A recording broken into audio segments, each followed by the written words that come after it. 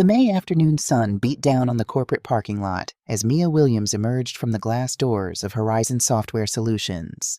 Her leather tote bag hung heavy with her laptop and the project files she'd need to review over the weekend. After 12 hours of back-to-back meetings and putting out fires for demanding clients, all she wanted was to drive home with the windows down, her playlist humming through the speakers of her beloved car. Her silver 2021 Toyota Camry had been her constant companion for 4 years. She'd saved for the down payment for 18 months, cutting out coffee shop visits and bringing lunch from home. The car represented everything she'd worked for since graduating college: responsibility, independence, adulthood. Last month, she'd made the final payment, celebrating with a bottle of champagne and a paid-in-full screenshot she'd proudly shared on Instagram. Mia navigated through the rows of vehicles, fishing her keys from her purse. She rounded the corner to spot 27, her assigned parking space, the one reserved for senior project managers, and stopped dead in her tracks. The space was empty. Her first thought wasn't theft. It was confusion. Had she parked somewhere else this morning? Was she so distracted by the Henderson account that she'd forgotten where she left her car? But no, she distinctly remembered pulling into spot 27, checking her lipstick in the rearview mirror before heading inside. Mia circled the empty space as if her silver sedan might materialize if she just looked hard enough. When reality finally settled in, she pulled out her phone and dialed her parents. Her mother, Diane Williams, answered on the third ring, her voice cheerful and distracted. "Mia, honey, I was just thinking about you. Are you coming for Sunday dinner this weekend? Your father's making his famous ribs." "Mom," Mia interrupted, her voice tight with panic. "My car is gone. It's not in the parking lot at work. I think it's been stolen." There was a pause too long to be natural. Then her mother's voice, suddenly casual in a way that sent warning signals through Mia's brain. "Oh, honey, relax. We gave it to Henry. He needs it more than you do right now." The world seemed to tilt sideways. "You what?" "Henry has that big interview at Wilson & Partners tomorrow. He needed reliable transportation, and you know how his old Civic has been acting up. Your father and I thought, since you're so close to the bus line at your apartment—" "You gave my car to Henry." Mia's voice rose, drawing the attention of a colleague walking to his truck. "My car that I paid for, that's registered in my name, that you have absolutely no right to give to anyone." "Mia Elizabeth, watch your tone. Henry is your brother and family helps family." "Half-brother," Mia corrected automatically, immediately regretting the distinction. Henry had joined their family when he was 8, and she was 11 after bouncing through 4 foster homes in 3 years. Her parents had finalized the adoption a year later, and while Mia had initially been excited to have a sibling, the relationship had grown complicated over time. "That's a terrible thing to say," her mother scolded. "We've never made that distinction, and you know it. Henry has had such a difficult life before us. He deserves some stability and support." Mia closed her eyes, counting to 10 as she'd learned in therapy. "Mom, this isn't about Henry's past. This is about my car that I paid for with my money. How did you even take it? I have the keys right here." "We used the spare set you gave us for emergencies," her mother replied, as if this was the most reasonable explanation in the world. "Remember when you had that flat tire last year and needed us to come help? The spare key."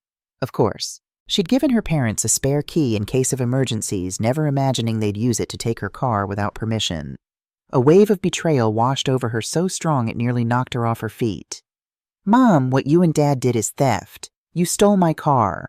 It doesn't matter that you're my parents or that Henry is my brother. You took my property without my permission." "Don't be so dramatic, Mia. We're just borrowing it. Henry will take good care of it." "Like he took care of his last 3 cars," Mia shot back. "The Honda he totaled while texting, the Nissan he wrapped around a telephone pole.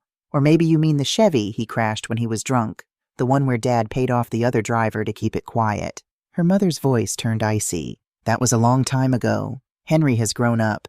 He's trying to turn his life around with this new job opportunity. So he can do it in his own car, not mine." Mia's hand tightened around her phone. "Mom, I need you to tell Henry to bring my car back right now or I'm calling the police." "You wouldn't dare." "Try me." "Mia, think about what you're saying. He's your brother. And this is my car, my property, that I need to get home from work. Tell him to bring it back within the hour or I'm reporting it stolen." "You're being selfish, Mia. Henry's trying to—" "1 hour, Mom. That's all the time I'm giving you." Mia ended the call and slumped against a nearby concrete pillar. The magnitude of what had just happened and what she was threatening to do hit her in waves. Report her own brother for auto theft. Call the police on her family. Was she overreacting? No, she wasn't. Mia straightened her spine and opened her contacts, hovering her finger over the entry for the local police department. Before she could press call, her phone buzzed with an incoming text from her father. Your mother is very upset. Henry needs this opportunity. You've always had everything handed to you while he's had to struggle. Be the bigger person for once. He'll return the car after the interview.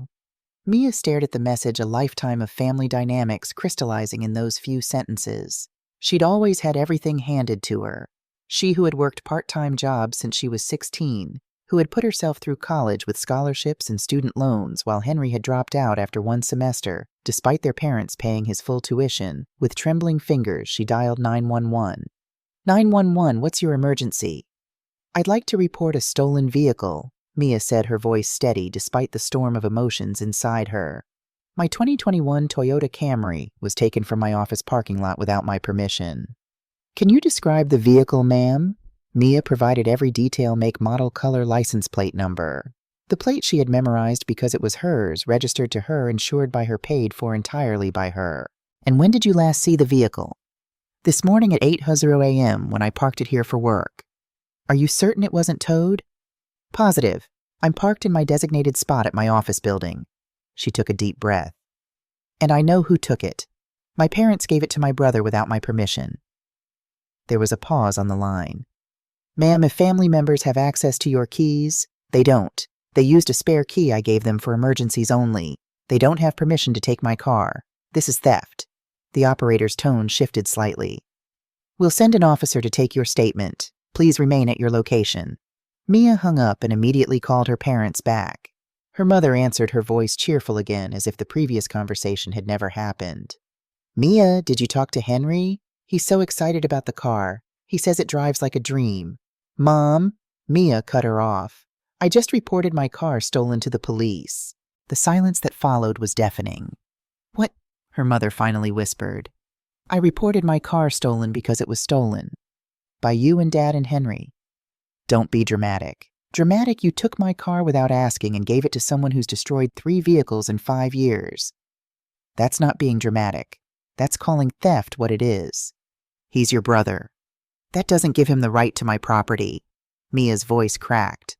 I need my car back, Mom. Now. Paige, you're being selfish. Henry is trying to turn his life around. This job is important. He can't get there without a car. And how am I supposed to get to my job, the one I've had for 6 years, the one I've never been late to because I'm responsible enough to maintain my own transportation? You can take the bus, you're more capable. Mia felt like she'd been slapped. I'm not taking the bus because you stole my car for Henry. This isn't negotiable, Mom. The police are on their way. If Henry doesn't return my car immediately, he's going to be arrested for auto theft. You wouldn't do that to your own brother. Watch me. Mia hung up and blocked her mother's number, then did the same with her father's. Her hands were shaking so badly she could barely press the buttons. She sank onto a nearby bench, suddenly aware that her colleague Marissa had been watching the entire scene unfold from her car. Marissa approached cautiously, concern etched on her face. Everything okay, Mia? No, Mia admitted. My parents took my car and gave it to my brother without asking. I just reported it stolen to the police. Marissa's eyes widened. Seriously, that's beyond crazy. What are you going to do? Wait for the police, I guess. Then figure out how I'm getting home. Mia ran a hand through her hair, feeling the day's neat bun coming undone. I need to call George and let him know I'll be out here when the police arrive. George Parker, her direct supervisor, was surprisingly understanding when she explained the situation. He even offered to wait with her, but Mia declined. This was humiliating enough without an audience. As she waited, her phone exploded with notifications. Text messages from relatives she rarely spoke to began pouring in. Her Aunt Lisa, how could you do this to family? Her cousin Marcus. You've always been jealous of Henry. Her grandmother, family matters should stay within the family. Not one message asked if she was okay, if she needed a ride home, if she could afford to miss work because she had no transportation. They only cared about Henry facing consequences for his actions. What none of them knew, what Mia herself didn't discover until much later, was that Henry had installed a GPS tracking app on her phone during Christmas dinner last year. He'd been monitoring her movements, knowing exactly when she'd discover the car was missing. It wasn't just theft, it was calculated. Officer Elena Santos arrived 40 minutes later, a tall woman with a no-nonsense demeanor and intelligent eyes. She took Mia's statement efficiently, asking pointed questions about ownership and access. "Do you have documentation showing you own the vehicle?" she asked. Mia nodded, pulling up the digital copies of her title registration and insurance on her phone. "It's registered solely to me. I just made the final payment last month. No one else's name is on any of the paperwork." Officer Santos reviewed the documents, then asked, "And you said your parents took the spare key without permission?" "Yes. I gave them a spare for emergencies only, not to take my car and give it to my brother." "Do you have any communication confirming they took the vehicle?" Mia pulled up the text from her father and showed it to the officer along with the call history to her mother. Officer Santos made notes in her tablet. "This is pretty straightforward," she said finally. "The vehicle is registered solely to you. You didn't give permission for anyone else to use it. That's auto theft, regardless of the family relationship." "My parents think I'm overreacting," Mia said quietly. Officer Santos's expression softened slightly. "You're not. We see this more than you'd think. Family members taking vehicles without permission and being shocked when it's treated as a crime." She handed Mia a case number. "We'll put out a bolo that's be on the lookout for the vehicle. If your brother doesn't return it voluntarily, he'll be arrested when we locate it." "Thank you," Mia said, feeling both vindicated and sick to her stomach.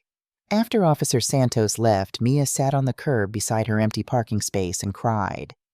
Not because she felt guilty she didn't, but because this was her family. The people who were supposed to support her, protect her, and respect her. They'd stolen from her without a second thought because Henry needed something more than she did. Henry, her 25-year-old half-brother, who'd never held a job longer than 8 months. Who'd totaled 3 cars too by texting while driving one in a DUI accident that her parents had covered up by paying off the other driver. Who lived in her parents' basement playing video games while they paid his bills and made excuses for his failures. And she was the selfish one for wanting to keep the car she'd worked for. Marissa returned with coffee and a sympathetic smile. "My husband is on his way. We can give you a ride home." "Thanks," Mia said gratefully, accepting the coffee. "I can't believe this is happening." "I can't believe you actually called the police on your brother." Marissa said, a hint of admiration in her voice. "That took guts. Or stupidity. My entire family is blowing up my phone telling me what a terrible person I am." "For what, wanting to keep your own property?" Marissa scoffed. "That's insane." Mia's phone buzzed again, an unknown number. Against her better judgment, she answered. "Mia, it's Dad. Don't hang up." Her father's voice was tight with barely controlled anger. Mia's hand tightened around her phone. "Where's my car?" "Henry's driving it right now. He's on his way to a job interview." "I don't care if he's on his way to meet the president. He's driving a stolen vehicle. Return it now or he goes to jail." "You're being unreasonable," her father snapped. "Were you going to talk to me about this before or after you stole my car?" Mia demanded. "We didn't steal it. We borrowed it. Without my permission, for someone else's benefit. That's the definition of stealing Dad. He's your brother. And you're my father, which means you should know better than to steal from your own daughter." There was a heavy silence on the line. Then, "If you don't drop this police report, you're going to destroy this family." Mia's laugh was bitter. "You destroyed it when you chose Henry over me." Again. She hung up and blocked that number too. Within an hour, her phone had 17 missed calls from various relatives. Her Aunt Lisa, her cousin Marcus, her grandmother Martha, all calling to tell her she was wrong, that family helps family, that she should be ashamed. Not one of them asked if she was okay. Marissa's husband Devin arrived to drive her home. He was quiet during the ride, letting the women talk. Mia was grateful for the solidarity for someone who didn't think she was overreacting. "You know what kills me?" she told Marissa as they neared her apartment complex. "If the situation was reversed, if I took something of Henry's without permission, my parents would be the first ones telling him to call the police. But because it's me, I'm supposed to just accept it." "Has it always been like this?" Marissa asked gently. Mia stared out the window, watching the suburban landscape blur past. "Ever since they adopted Henry. Don't get me wrong, I understand why they're protective of him. He had a rough start. Abandoned by his birth mother, bounced around foster care. But somewhere along the way, protecting Henry became more important than being fair to me. That's not right, Marissa said. You deserve parents who stand up for you too. Yeah, well, that ship sailed a long time ago. Mia's phone rang again, Officer Santos. Ms. Williams, we've located your vehicle. Your brother was pulled over for a traffic violation and the officer ran the plates. The vehicle came up as stolen. Mia's heart raced. Was he arrested? He was taken into custody. The car has been impounded as evidence. You can pick it up tomorrow after we process everything. Thank you, Officer Santos. I need to tell you your parents called the station trying to get us to drop the charges. They're very upset. I'm sure they are. Your brother also claims he didn't know the car was stolen, that your parents told him they'd gotten your permission. Did you believe him? Mia asked. Officer Santos paused. Between you and me, no. But it doesn't matter what I believe. He was driving a stolen vehicle. Ignorance isn't a defense. After they hung up, Mia sat at her kitchen table and felt nothing. No guilt, no satisfaction, just exhaustion. Her phone continued to buzz with messages she couldn't bring herself to read. What none of them understood, what even Mia didn't fully grasp yet, was that this wasn't just about the car. It was about 20 years of being the responsible one, the good daughter who did everything right, and still somehow always came second to Henry's needs. It was about parents who claimed to love both their children equally, but showed by their actions that one child's wants would always outweigh the other's needs. That night, Mia slept fitfully, waking every few hours from dreams where she was searching for something important that kept being moved just up. The next morning, Mia took an Uber to the impound lot.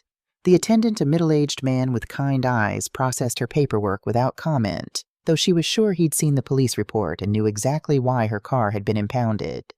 All set, Ms. Williams. Your vehicle is in Lot B, Space 14. Thank you, Mia said, clutching her keys. Is there any damage? The man shook his head. No, ma'am. Looks to be in good condition. Relief flooded through her as she walked through the rows of vehicles.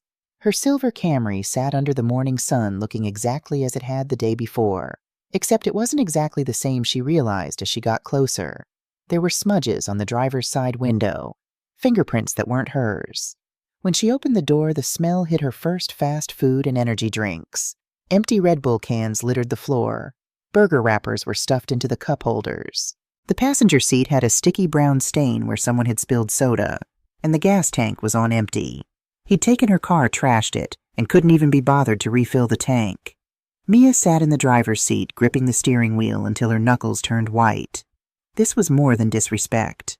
It was contempt. A clear message that her property, her boundaries, her very personhood didn't matter. She started the car and drove to the nearest gas station, fuming the entire time. As she filled the tank, her phone rang her grandmother Martha, the family matriarch, and the one person Mia hadn't blocked. Mia, we need to talk. Martha Williams was 83 years old, sharp as a tack, and the only person in the family who had ever stood up to Mia's parents when they were being unreasonable. Mia couldn't bring herself to block her even now. I'm kind of busy right now, Grandma. Cleaning up the mess Henry made of your car? Martha asked, surprising Mia with her directness. How did you know about that? Your mother called me in tears this morning. Henry's in jail. They're charging him with felony auto theft. Do you understand what that means for his future? Mia recapped the gas pump with more force than necessary. Yes, it means he'll face consequences for once in his life. He made a mistake. He made a choice, Mia corrected, sliding back into her car but not starting it. He knew that car wasn't his. Even if Mom and Dad told him it was okay, he knew it wasn't registered to him. He knew I hadn't called him or texted him or given any indication he could take it. But he's your brother. And I'm his sister, which apparently means I exist to solve his problems and fix his mistakes and give up my belongings whenever he needs them more than I do. Mia felt tears burning behind her eyes. I'm done, Grandma. I'm done being the responsible one who gets punished for it. Your parents are devastated. Good. Maybe they'll learn that actions have consequences. That stealing is wrong even when it's from family. That Henry isn't a child anymore and I'm not obligated to sacrifice for him. Martha was quiet for a long moment. Then, what do you want to happen? It was the first time anyone had asked her that question. What did she want? I want Henry to plead guilty. I want him to face real consequences. And I want Mom and Dad to admit they were wrong. Mia took a shaky breath. And if they won't, Then I'll testify at his trial. I'll make sure the prosecutor has every text message, every piece of evidence showing this was intentional theft. You'd send your brother to prison. No, Grandma. His choices sent him to prison. I'm just refusing to save him from them. Martha sighed heavily. You know I warned your parents years ago that this would happen. Not this specifically, but something like it. They've enabled Henry for so long that he thinks the rules don't apply to him. And they've taken you for granted for so long that they forgot you're a person, not just a backup plan for when Henry fails. Mia was stunned by her grandmother's words. You see it too. Of course I do. I'm old, not blind. Martha's voice softened. What your parents did was wrong. What Henry did was wrong. You're right to be angry. But please think carefully about what you want the outcome to be. Justice is important. So is mercy. So is family. I don't know if I can forgive them for this, Grandma. I'm not asking you to forgive them today. I'm asking you to leave room for the possibility of forgiveness someday. After they hung up, Mia drove home in silence, her grandmother's words echoing in her mind. Leave room for the possibility of forgiveness. Could she do that? Did she want to? What she didn't know then couldn't have known was that Henry had installed a GPS tracking app on her phone during their family Christmas dinner 6 months earlier. He'd been watching her movements, monitoring her schedule, knowing exactly when she would discover the car was missing. It wasn't just theft. It was calculated, premeditated. And it would be another month before she discovered just how deep his betrayal went. The case moved faster than Mia expected. Henry's public defender called her 3 days later, asking if she'd accept a plea deal. My client would plead guilty to misdemeanor unauthorized use of a vehicle, do 6 months probation pay restitution for your impound fees, and be banned from driving for a year. What about my parents? Mia asked. They gave him the keys. The attorney hesitated. They claim they didn't know you hadn't given permission. Unless you want to pursue charges against them separately, they won't face legal consequences. Mia thought about it. Thought about what she wanted versus what she could live with. I'll accept the plea deal on one condition, she said finally. Henry has to read a statement in court admitting what he did was theft and wrong. I want him to say it out loud on the record. I'll convey that to the prosecutor. 2 weeks later, Mia sat in a courtroom watching her 25-year-old brother stand before a judge in a borrowed suit that was too big for his lanky frame. His dark hair, so like their father's, was neatly combed. He looked nervous, uncomfortable, but not remorseful as he read from a prepared statement. Henry Williams, admit that I took my sister's vehicle without permission on May 17th. I knew the car was not registered to me. I knew I didn't have permission to drive it. I took it anyway because I wanted it and thought my sister would forgive me. I was wrong. What I did was theft. I'm sorry. He didn't look at her once. The judge accepted the plea, assigned probation, and ordered $847 in restitution for impound and processing fees. Henry walked out of that courtroom with their parents flanking him like bodyguards, both refusing to acknowledge Mia's existence. She walked out alone and drove herself home in her car. The car that was hers, that she had fought for, that she had protected even at the cost of her family's approval. As she drove, she thought about boundaries, how they protected what was precious, how they defined what was yours, and how some people would never respect them unless forced to. She thought about her family, the one she was born into, and the one she might create for herself going forward. Most of all, she thought about what it meant to stand up for herself, even when it hurt, even when it cost her something she valued. She had lost her family's approval, but she had gained something more valuable, self-respect, and that she decided as she parked her Camry in front of her apartment building was worth fighting for. A month after the court hearing, Mia's doorbell rang on a Sunday afternoon. She wasn't expecting visitors. She rarely had any these days. Most of her friends had grown tired of her declining invitations to events where her family might be present. Her social circle had contracted to Marissa from work and a few college friends who lived in different states. Through the peephole, she saw her grandmother Martha standing in the hallway, a covered dish in her hands. Mia hesitated, then opened the door. I brought lasagna, Martha announced, pushing past Mia into the apartment. You look thin. Are you eating? Hello to you too, Grandma, Mia said, closing the door.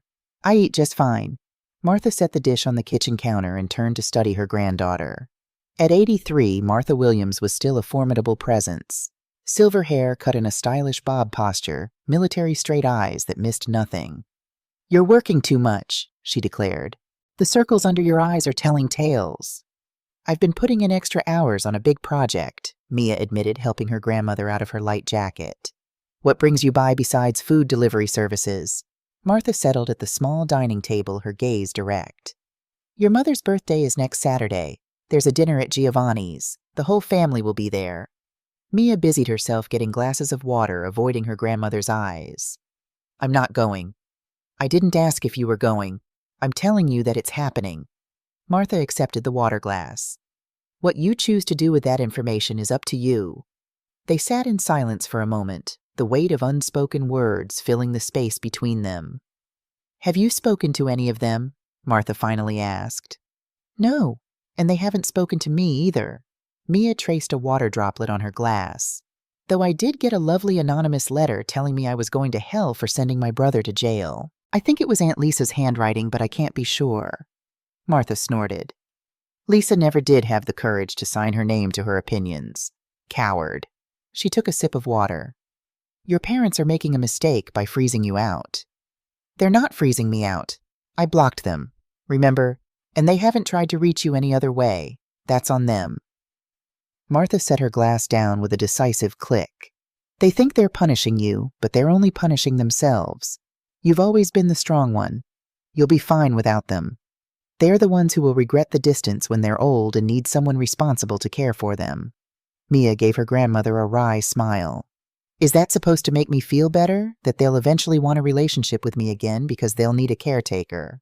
"No, it's supposed to remind you that you hold more power in this situation than you think." Martha's expression softened. "Mia, there's something you need to know. Something that might help you understand why your parents are the way they are with Henry. It doesn't excuse what they did, but it might explain it." Mia tensed. "What is it?" Martha folded her hands on the table, suddenly looking every one of her 83 years. "Before you were born, your parents had another child. A little boy named Michael.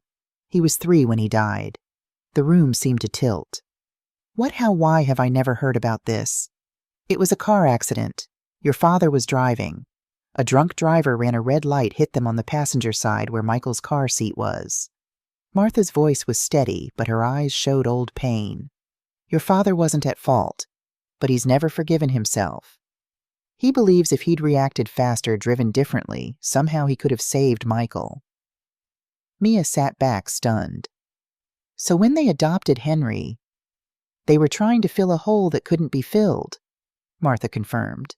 "And when Henry started showing behavioral problems, your mother became convinced it was because he sensed they were still grieving Michael. She overcompensated, and your father followed her lead." "They've been protecting him from everything," Mia murmured, pieces clicking into place. "Even the consequences of his own actions. Because they couldn't protect Michael." Martha reached across the table to take Mia's hand.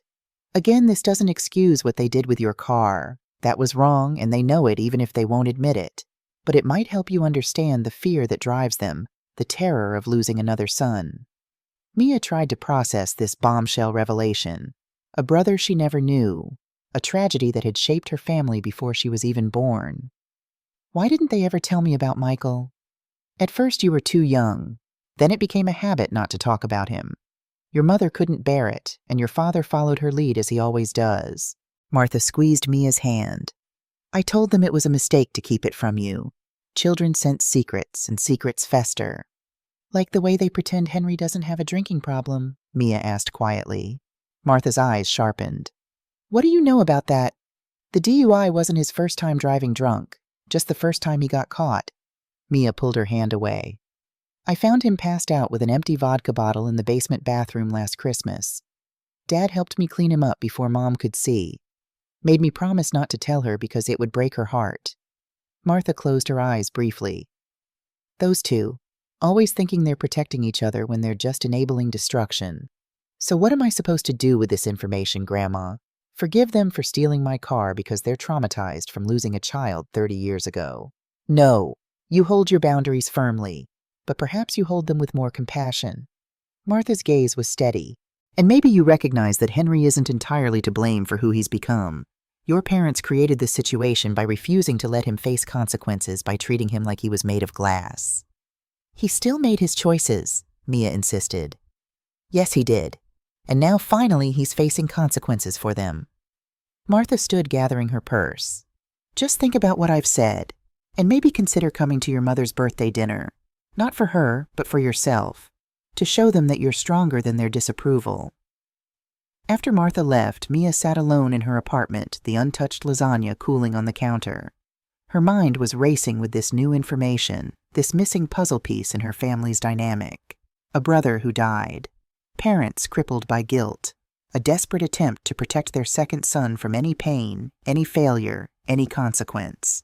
And where did that leave her, the daughter born after tragedy, the one who was supposed to be strong, independent, understanding, the one whose needs always came second to Henry's wants? She pulled out her phone, hovering her finger over the blocks she'd placed on her parents' numbers. Then she put it down again. She wasn't ready. Not yet. Instead, she opened her laptop and typed Michael Williams car accident into the search bar. There was nothing. It had happened before the internet documented every tragedy, before social media memorialized every loss. Michael had lived and died, and the only record was in her family's broken patterns, their dysfunctional dynamics. Mia closed her laptop and finally allowed herself to cry for the brother she never knew, and the family that had been fractured long before she entered it. 3 days after Martha's visit, Mia received a call from a number she didn't recognize. Normally, she would have let it go to voicemail, but something intuition perhaps made her answer. Ms. Williams, this is Deborah Chen, Henry's public defender. I'm hoping we could meet to discuss his case. Mia frowned. I thought the case was closed. He took the plea deal. There have been some complications. I'd rather discuss them in person if possible. Curiosity won out over reluctance. They arranged to meet that afternoon at a coffee shop near Mia's office. Deborah Chen was younger than Mia had expected, perhaps 30, with a no-nonsense demeanor that belied her age. She got straight to the point after they'd ordered their coffees. Your brother violated his probation, she said, sliding a folder across the table. He was caught driving last week, with a blood alcohol level of 0.10. Mia stared at the document, a sinking feeling in her stomach. That's nearly twice the legal limit. And he's not supposed to be driving at all. Exactly. The prosecutor wants to revoke his probation and send him to jail for 6 months. Deborah took a sip of her coffee. I'm not supposed to say this, but your brother needs help, not incarceration. He has a drinking problem that's not being addressed. I know, Mia said quietly. The judge might be willing to consider an alternative inpatient rehab instead of jail, but it would help if you as the victim in the original case supported this approach. Mia sat back, studying the attorney's face. Why are you telling me this? Isn't your obligation to your client not his victim? My obligation is to secure the best outcome for my client, Deborah corrected. In this case, I believe that's treatment, not punishment. But I need your help to make that happen. Have my parents been informed? Deborah hesitated. Yes. They haven't been particularly helpful. They insist Henry doesn't have a problem, that the breathalyzer must have been faulty. Mia wasn't surprised. Denial had always been her parents' first response to Henry's issues. When is the hearing? Friday morning, 9 a.m. Your presence would make a difference, Ms. Williams. The judge will want to know if you feel endangered by your brother's actions. Mia thought about Henry, about the boy who had come into their home at 8 years old, wide-eyed and trying so hard to be good enough to keep. She thought about the teenager who'd started drinking at 15, the young adult who'd wrapped cars around trees and poles, and still somehow never had to face real consequences. I'll be there, she said finally, but I'm not doing this for him. I'm doing it because jail won't fix what's broken in him. Friday morning found Mia sitting in the same courtroom where Henry had read his apology just weeks earlier. Her parents were there too, sitting on the opposite side of the room, studiously avoiding looking at her. Her mother seemed to have aged years in the month since Mia had seen her last. Her father's jaw was set in a hard line, anger radiating from his rigid posture. Henry was led in wearing an orange jumpsuit, handcuffs around his wrists. He looked thinner, paler, his eyes darting nervously around the room. When he saw Mia, surprise flickered across his face, followed by something harder to read. Shame, perhaps, or resentment. The judge, a stern woman in her 60s, called the court to order. The proceedings moved quickly. The prosecutor outlined the probation violation. Deborah presented her alternative proposal for rehabilitation, and then the judge turned to Mia. Ms. Williams, as the victim in the original theft case, do you have anything you'd like to say regarding the defendant's probation violation? Mia stood, feeling her parents' eyes boring into her back. Yes, Your Honor. My brother's actions show a pattern of reckless behavior and disregard for the law. However, I believe his underlying issues won't be addressed by incarceration. I would support a rehabilitation program provided it's followed by strict monitoring and continued probation." The judge nodded thoughtfully. "And do you feel personally endangered by the defendant's actions?" "No, Your Honor. I believe my brother's problems are with alcohol and impulse control, not violence. He needs help, not punishment." "Thank you, Ms. Williams. You may be seated." The judge turned her attention to Henry. "Mr. Williams, this court gave you an opportunity to demonstrate that you understand the seriousness of your actions. Instead, you've shown contempt for the law and this court's orders. However," she continued looking at her notes, "I'm inclined to agree with your sister that your issues require treatment rather than incarceration." She looked up, fixing Henry with a stern gaze. "This is your last chance, Mr. Williams. I'm ordering you to complete a 90-day inpatient rehabilitation program followed by 2 years of probation with weekly drug and alcohol testing. If you violate these terms in any way, you will serve 1 year in county jail. Do you understand?" Henry nodded, his voice barely audible as he said, "Yes, Your Honor." "Very well. You'll remain in custody until a bed becomes available at the treatment facility. Court is adjourned." As Henry was led away, he finally met Mia's eyes across the courtroom. There was no gratitude there, no acknowledgement of what she had done for him. Just resignation, and perhaps a flicker of the same resentment she'd seen earlier. Her parents rushed past her without a word, following the bailiff to ask about visiting hours. Mia sat alone in the emptying courtroom, wondering if she'd done the right thing. "That was kind of you," Deborah Chen said, sliding into the seat beside her. "Not everyone would advocate for treatment for someone who stole their car." "He's sick," Mia said simply, "and my parents have been enabling his sickness instead of treating it." She gathered her purse, ready to leave. "Will the treatment facility have family sessions?" "Yes, though attendance isn't mandatory for adult patients." "Good, because our family has a lot of work to do." As Mia walked out of the courthouse into the bright summer morning, her phone buzzed with a text from her cousin Sophia. "Heard what you did for Henry in court. Call me." Sophia had always been closer to Henry than to Mia, the two of them thick as thieves at family gatherings. Mia hesitated, then dialed her number. "Thank you for what you did," Sophia said without preamble when she answered. "I know you didn't have to speak up for him." "He needs help, not jail time," Mia said, sliding into her car. "How did you hear about it already?" "Aunt Diane called my mom right after the hearing." Sophia paused. "Mia, there's something you should know. Henry's been lying to all of us about what happened with your car." Mia's hand tightened on her keys. "What do you mean?" "He told everyone you had agreed to let him borrow your car for the interview, but then changed your mind at the last minute and reported it stolen to get back at him for some argument you'd had." A cold wave of anger washed over Mia. "That's a complete lie. I never gave permission. I didn't even know he'd taken it until I walked out to an empty parking spot." "I know that now," Sophia said quietly. "I believed him at first, we all did. It seemed more plausible than Uncle James and Aunt Diane just taking your car without permission.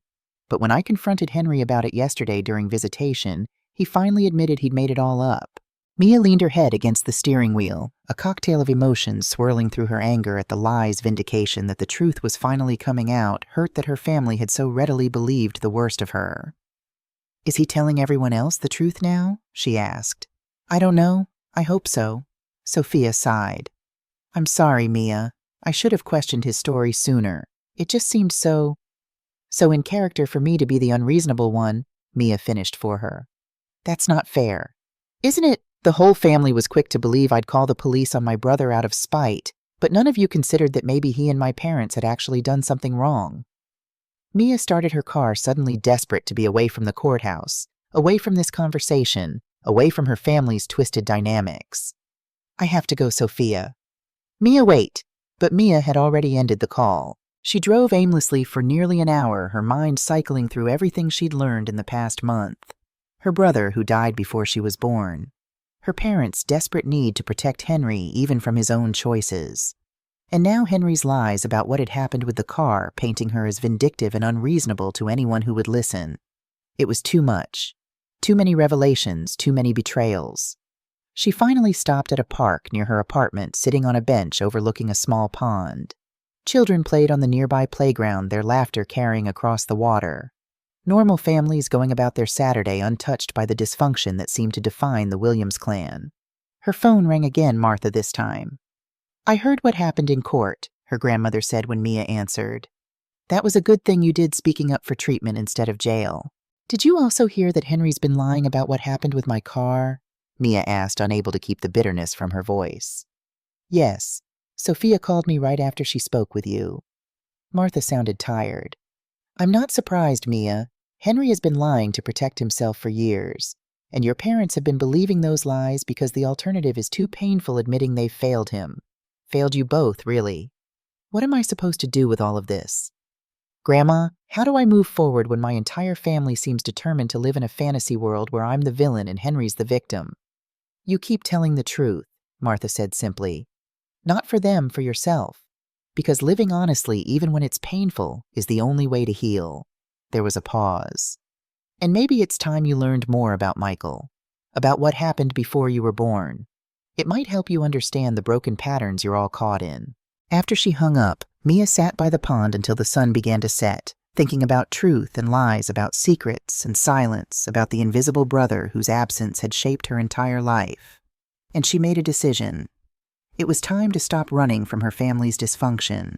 Time to face it head on, not to fix it. She couldn't fix what others refused to acknowledge, but to understand it, to make peace with it so that it would no longer have power over her own future. With renewed determination, Mia walked back to her car. As she unlocked it, her phone pinged with a notification, a security alert from her cloud storage account. "New device accessing your photos, Henry's iPhone." Mia froze, staring at the alert. Henry was supposed to be in county lockup awaiting transfer to rehab. How was he accessing her cloud storage, and why? The answer came in a second notification, GPS tracking app requesting access to your location. With dawning horror, Mia realized the truth. Henry hadn't just taken her car. He'd been monitoring her movements, tracking her location, accessing her personal files. The invasion went far deeper than she'd imagined. And suddenly Mia understood that the cracks beneath her family's surface weren't just fissures, they were canyons deep enough to swallow her whole if she wasn't careful. 6 months after the hearing that sent Henry to rehabilitation, Mia found herself standing outside the St. Agnes Church reception hall, gathering courage. Inside, her childhood friend Kristen was celebrating her wedding reception, a joyous occasion Mia wouldn't have missed despite knowing her parents would be there. It would be their first encounter since the courthouse. "You can do this," she whispered to herself, smoothing the emerald silk dress she'd chosen carefully. The dress was new, like this version of herself, stronger, clearer about her boundaries, unwilling to pretend for the sake of family peace. After discovering Henry's surveillance apps on her phone, Mia had taken decisive action. She'd hired a cybersecurity expert who found and removed the tracking software, changed all her passwords, and installed protection on her devices. The expert had been alarmed by the sophistication of the spyware, suggesting Henry had either paid someone for help or had hidden technical skills she wasn't aware of. She'd debated reporting this new violation to the authorities, but ultimately decided against it. Henry was finally getting help in rehab, and another criminal charge wouldn't aid his recovery. Instead, she'd written him a letter not sent yet, detailing what she'd discovered and how profoundly it had violated her trust. Taking a deep breath, Mia pushed open the heavy wooden doors. The reception was in full swing, tables of guests surrounding a dance floor where Kristen and her new husband twirled to a Frank Sinatra classic. She spotted her parents immediately, her mother in pale blue, her father uncomfortable in his rarely worn suit. They hadn't seen her yet. Mia made her way to her assigned table, grateful to find herself seated with college friends rather than family. "Mia," Kristen broke away from her dance to embrace her. "You made it." "I wouldn't miss it," Mia said, genuinely happy for her friend. The ceremony was beautiful. "Thanks for understanding about the seating," Kristen murmured. "Your mom requested you be placed at a different table from them." "It's fine," Mia assured her. "Better, actually." After catching up with friends and enjoying dinner, Mia was returning from the restroom when she nearly collided with her father in the hallway. They both froze, startled by the unexpected encounter. James Williams had aged in the months since she'd seen him. The lines around his eyes seemed deeper, his shoulders slightly stooped. For a fleeting moment, he looked relieved to see her, but his expression quickly hardened. "Dad," Mia acknowledged, keeping her voice neutral. "Mia." He shifted uncomfortably. "Your mother and I are leaving soon." "I see." She waited for more, but he seemed at a loss. How's Henry doing in rehab? He's making progress. Her father's eyes darted away. 60 days sober now. That's good. I'm glad. An awkward silence stretched between them. Finally, her father cleared his throat. We heard you got promoted. News travels fast. Mia smiled faintly. Senior project director now. Congratulations. That's impressive. Another silence, heavier this time. Mia decided to take the plunge. Dad, I know about Michael. Her father paled visibly, gripping the wall for support. Who told you? Grandma Martha. She thought it was time I understood. Mia softened her voice. I'm sorry you lost him, that you've carried that pain all these years. You have no right, her father began, then stopped himself. You have no idea what it did to us. You're right, I don't. Just like you have no idea what it did to me growing up in the shadow of a brother I never knew existed, watching you and Mom pour all your protection into Henry while expecting me to just manage on my own. Her father's jaw tightened. You did, Mia interrupted gently. And I understand better now why. But understanding doesn't make it right. She took a deep breath. Dad, I need to tell you something, and I need you to really hear me. Henry installed tracking software on my phone. He's been monitoring my movements, accessing my personal files. The car theft wasn't impulsive, it was calculated. Her father stared at her, disbelief warring with concern. That's impossible. Henry wouldn't. I have proof, Mia said firmly. A cybersecurity expert found and removed the apps. Henry's been watching me for months, maybe longer. Her father's face crumpled, and Mia realized with a shock that he wasn't going to deny it or make excuses. He looked defeated. There's more, isn't there? She asked quietly. Something you're not telling me about why you gave him my car that day. James Williams leaned against the wall, suddenly looking every one of his 62 years. Your mother can't know I told you this. Told me what? Henry was supposed to use my car for his interview, but the night before he hit another car in the grocery store parking lot, drove away without leaving a note. Her father's voice dropped to barely above a whisper. There was a witness. They got our license plate. We got a call from the police that morning. Mia felt the ground shift beneath her feet. So you gave him my car to avoid another hit-and-run charge. He was already on thin ice with his probation officer. Another incident would have sent him to jail. Her father couldn't meet her eyes. Your mother panicked. She said you'd understand that family helps family. So you stole my car to cover up Henry's crime. Mia's voice was flat. Did it ever occur to you that by protecting him from consequences, you're only ensuring he'll never learn from his mistakes? Before her father could respond, her mother appeared at the end of the hallway. When she saw Mia, her face tightened, but she approached anyway. James, we need to go, she said pointedly, not acknowledging her daughter. Diane, her father said, a note of pleading in his voice. Talk to Mia, please. I have nothing to say to someone who would send her own brother to jail. Her mother's voice was ice. Even if that brother has been stalking me, Mia asked quietly. Even if he's been digitally invading my privacy for months. Her mother faltered, confusion crossing her face. What are you talking about? Henry installed spyware on my phone. He's been tracking my movements, accessing my photos, my emails. I have proof. That's absurd. Henry would never. He would and he did, came a firm voice from behind them. Grandma Martha approached, elegant in navy blue, her eyes flashing with determination. And it's time you both stopped pretending your son is incapable of wrongdoing. Mother, stay out of this, Diane snapped. I will not, Martha replied calmly. I've stayed silent too long while you two destroyed your relationship with your daughter to protect a son who needs boundaries, not coddling. She turned to Mia. Show them the evidence, dear. Mia pulled out her phone, opening the folder where she'd saved the cybersecurity report. She handed it to her father, who scanned it with growing horror before passing it to her mother. This doesn't prove anything, Diane insisted, but her voice lacked conviction. It's time for truth, Diane, Martha said firmly. All of it. About Michael, about Henry, about how you and James have created this mess by refusing to face reality. Diane's composure cracked. You have no right to judge us. You have no idea what it's like to lose a child. No, I don't, Martha acknowledged. But I know what it's like to watch my son and daughter-in-law push away their living daughter while clinging to ghosts. Michael is gone. Henry needs real help, not enablement. And Mia deserves parents who value her as much as they do her brothers, both of them. Tears welled in Diane's eyes.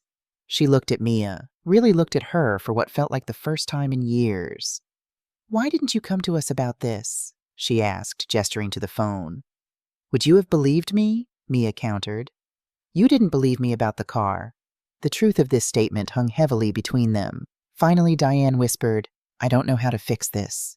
"Start by listening," Martha suggested gently. "To Mia, to the professionals treating Henry, to each other. Stop hiding from pain and start healing from it." As other wedding guests began filtering into the hallway, James touched his wife's elbow. "We should go." Diane nodded, then hesitated. "Mia, will you call us maybe next week?" It wasn't an apology. It wasn't even a real acknowledgement of the harm they'd caused.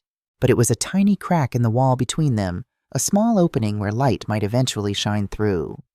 "I'll think about it," Mia said honestly. As her parents left, Martha squeezed her hand. "Progress, not perfection." "Is that what this was?" Mia asked.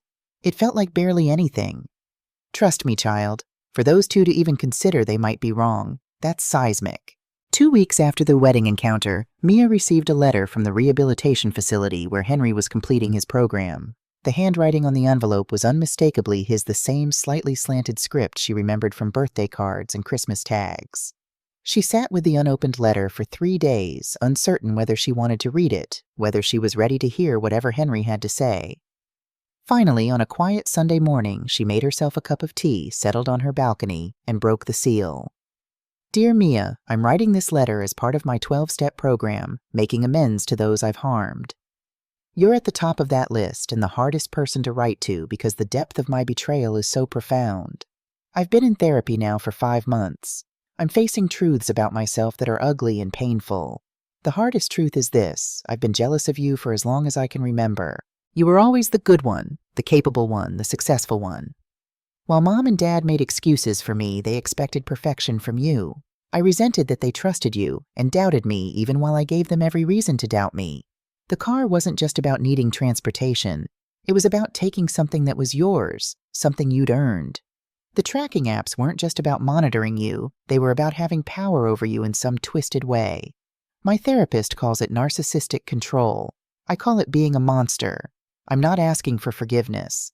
I know what I did was wrong on every level. I just wanted you to know I'm trying to be better, to understand why I've spent my life thinking other people should fix my problems, why I've never taken responsibility for my actions. I've also been facing my alcoholism. I've been drinking since I was 15. I've driven drunk more times than I can count, not just the times I got caught. I could have killed someone. Maybe I would have if you hadn't finally drawn the line with the car. So thank you, Mia. Thank you for being brave enough to hold me accountable when no one else would. You may have saved my life or someone else's." Henry Mia read the letter 3 times, emotions washing over her in waves. Validation, sorrow, cautious hope. For the first time, Henry seemed to truly see himself clearly, to understand the patterns that had defined their family dynamic for so long. She wasn't ready to respond. Not yet, but she carefully folded the letter and placed it in her desk drawer rather than throwing it away. Maybe someday she would write back. Maybe not. For now, it was enough to know that Henry was finally doing the work of facing his demons. That afternoon, Mia did something she'd been considering for weeks. She called her mother. "Mia," Diane answered on the first ring, her voice tentative. "Is everything okay?" "Yes," Mia said. "I got a letter from Henry today." "Oh, we did too." There was a pause. "It was difficult to read." "I imagine it was." Another pause. "Mia, your father and I have been talking. With each other and with a therapist. We've realized we owe you an apology. Many apologies, actually." Mia hadn't expected this. "Go on." "We were wrong to take your car. Wrong to give it to Henry. Wrong to expect you to just accept it. And wrong in how we've treated you for your entire life." Her mother's voice caught. "We've been so afraid of losing Henry the way we lost Michael that we never saw how our protection was actually harming him, and harming you in the process." It wasn't a perfect apology. It didn't erase years of favoritism or heal the wound of the car theft in an instant, but it was honest. It was a beginning. "Thank you for saying that," Mia said softly. "It means a lot to hear." Would you be willing to meet with us? Maybe with our therapist present? Diane asked hesitantly. We have a lot to work through, a lot to make right. Mia considered this. Part of her wanted to refuse to protect herself from more disappointment, but a larger part recognized the courage it had taken for her mother to make this request to acknowledge the need for professional help in rebuilding their relationship. Yes, she said finally. I'd be willing to try. 18 months later, Mia drove her silver Camry, now adorned with a small dent in the passenger door, from a parking lot mishap to her parents' house for Sunday dinner. These monthly gatherings had become a cautious tradition, a structured way to rebuild family connections without the pressure of holidays or special occasions. As she parked in the driveway, she reflected on how much had changed. Henry, now 14 months sober, had moved into his own apartment and was working steadily at an IT company his previously hidden technical skills finally channeled productively. Their relationship remained tentative. Some wounds were too deep for quick healing, but they'd established a fragile respect for each other's boundaries. Her parents had undergone the most profound transformation. Weekly therapy had helped them confront the ways their grief over Michael had distorted their parenting, how their fear of losing another child had created the very problems they'd been trying to prevent. They were learning slowly and imperfectly to separate love from enabling to support without rescuing. Martha, now 85 and using a cane but sharp as ever, had become the family's truth-teller, unafraid to point out when old patterns re-emerged.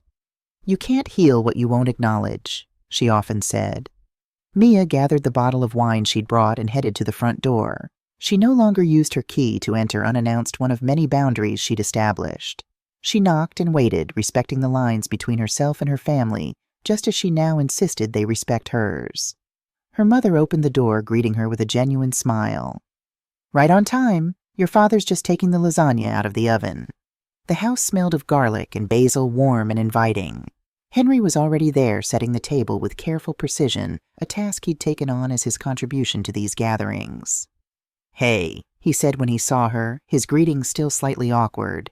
How was your week? Good, Mia replied. Busy with the new project launch. Yours? Not bad. Passed my certification exam yesterday. That's great, Henry. Congratulations. Their conversation wasn't effortless, but it was real, no pretense, no walking on eggshells, just two adults finding their way toward whatever relationship might be possible. Dinner proceeded with the careful dance they'd all learned, sharing stories from their week, avoiding hot-button topics, practicing the communication skills their respective therapists had taught. It wasn't perfect. There were still moments of tension, old hurts that flared unexpectedly. But they were trying, all of them, to build something healthier than what had come before. After dessert, as Mia helped her father with the dishes, he said quietly, I saw you park in the driveway instead of the garage. Old habits, Mia admitted. I still like having my car where I can see it. Her father nodded, understanding in his eyes. Some trust takes longer to rebuild. It does, she agreed. But we're working on it. Later, as Mia prepared to leave, her mother handed her a small gift bag. It's not much, just something I thought you might like. Inside was a keychain, a silver disc engraved with a simple message, Your boundaries deserve respect. Tears pricked Mia's eyes. Thank you, Mom. I'm still learning, Diane said softly, but I'm trying to understand. As Mia drove home the new keychain holding her car keys, she thought about boundaries, how they protected what was precious, how they defined what was yours, and how, when respected, they could actually bring people closer rather than pushing them apart.